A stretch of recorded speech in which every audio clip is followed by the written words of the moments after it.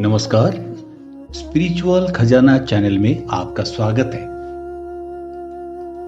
आज की कहानी का शीर्षक है घायल आंख, जागृत आत्मा, इंद्र के पुत्र की कहानी।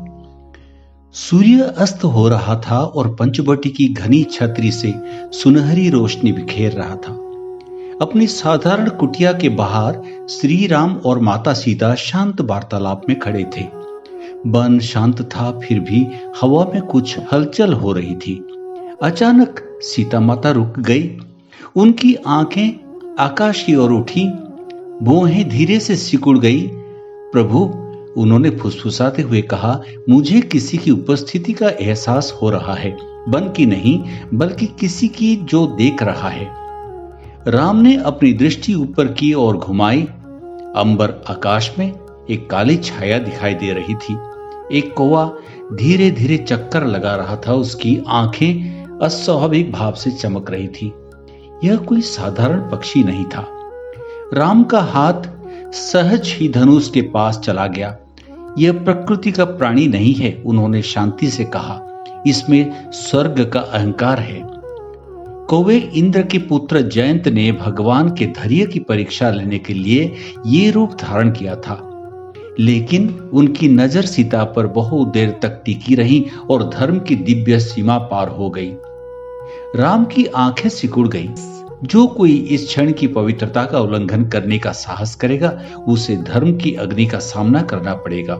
एक तेज गति से राम ने अपने तरकस से एक अग्नि बाण निकाला, मानो जंगल ने अपनी सांसें रोक ली है। सीता माता पीछे हट गई, उनके हाथ मौन प्रार्थना में जुड़ गए। बाण दिव्य अग्नि से धधक रहा था और जैसे ही राम ने उसे छोड़ा, वो धूमकेतु की तरह आकाश को चीरता हुआ निकल गया। कौवा चीखा, भागने की कोशिश कर रहा था। जयंत दैवीय ब्रह्मास्त्र के क्रोधित प्रहार से भयभीत होकर आसमान में उड़ने लगा। वो अपने पिता इंद्र के पास पहुंचा और भगवान ब्रह्मा, शिव तथा अन्य देवताओं के पास भी शरण मांगी, परंतु कोई भी उससे बचाने को तैयार नहीं था। सभी ने कहा कि उसकी ये परीक्षा भगवान राम के हाथों ही पूरी होगी। आखिरकार डर के मारे जयंत वापस श्री राम के चरणों में गिर पड़ा और क्षमा मांगने लगा। उसने स्वीकार किया कि उसने बड़े अपराध किए हैं और वो अपने अहंकार के बल पर उनके बल को कम आंकता था। वन शांत हो गया था।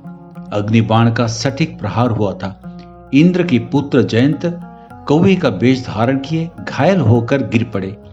कौवा हवा में लड़खड़ाता हुआ, पंख फड़फड़ाता हुआ धीरे धीरे वन की भूमि की ओर उतरा, जहां भगवान राम और माता सीता शांत गरिमा के साथ विराजमान थे। संध्या के सुनहरे प्रकाश ने दृश्य को एक मृदु आभास से नहला दिया, मानो प्रकृति स्वयं प्रकट हो रहे धर्म के आगे नतमस्तक हो गई हो। उसका शरीर कांप रहा था, उसकी चोंच धरती को छू रही थी। स्वर्ग का अहंकार एक भक्त की विनम्रता में विलीन हो गया था। उसने फुसफुसाते हुए कहा, प्रभु, मैं इंद्र का पुत्र हूं। मूर्खता और अभिमान में मैंने आपकी उपस्थिति की पवित्रता की परीक्षा ली। मैंने आपके और देवी माता के बीच के दिव्य बंधन को भंग करने का प्रयास किया। अब मैं समर्पण करता हूं, न केवल अपने रूप के बल्कि अपनी अहंकार के भी। राम की दृष्टि स्थिर थी, न क्रोध से भरी न ही कृपालु। उन्होंने सीता माता की ओर देखा, जिनकी आंखों में करुणा थी, और फिर कौवे की ओर। तुमने धर्म की सीमाएं लांघ दी है, राम ने कहा, लेकिन तुम उसके आगे झुक भी गए हो।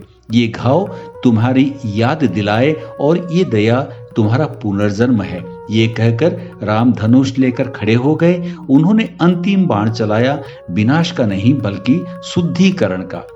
ये दिव्य बाण अग्नि से धधक रहा था, फिर भी उसकी ज्वाला में अनुग्रह था। राम ने उसे छोड़ा और वो धूमकेतु की तरह उड़कर जयंत की दाहिनी आंख पर लगा। जयंत चीखा, दर्द से नहीं बल्कि परिवर्तन से। अग्नि ने उसे भस्म नहीं किया, उसने उसे पवित्र कर दिया। उसकी दाहिनी आंख चली गई, लेकिन उसकी दृष्टि वापस आ गई। राम सीता की ओर मुड़े, जो मंद मंद मुस्कुराई। जंगल ने सांस छोड़ी। धर्म की रक्षा हुई थी और दया की विजय हुई थी। भगवान राम ने दयालुता दिखाते हुए अपने धनुष के ब्रह्मास्त्र को वापस ले लिया, लेकिन जयंत की दाहिनी आंख पर प्रहार किया।